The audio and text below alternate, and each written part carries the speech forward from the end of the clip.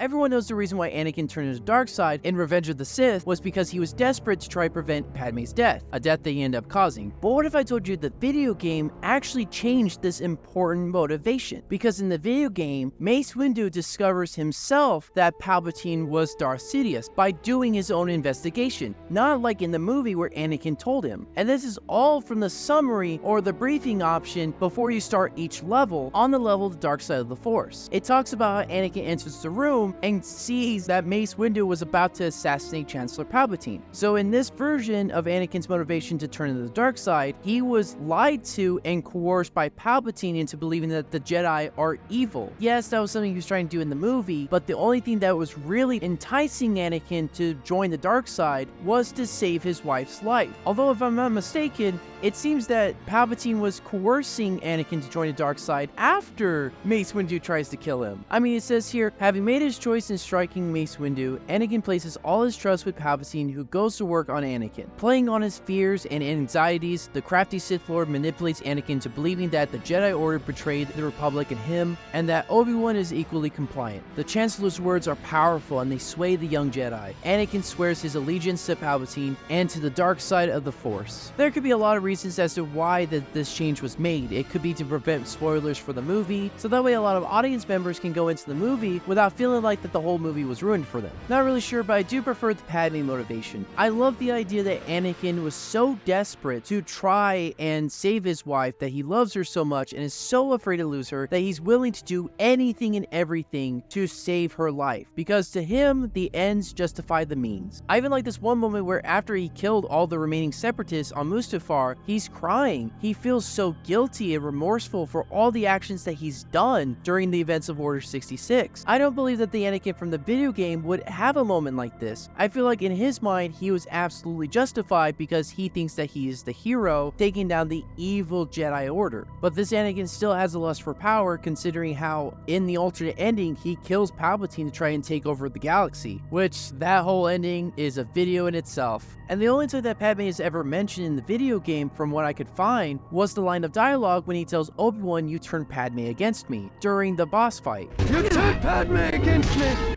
But there was no scene of Anakin being confronted by Padme, or any mention of her pregnancy or death or anything in the video game.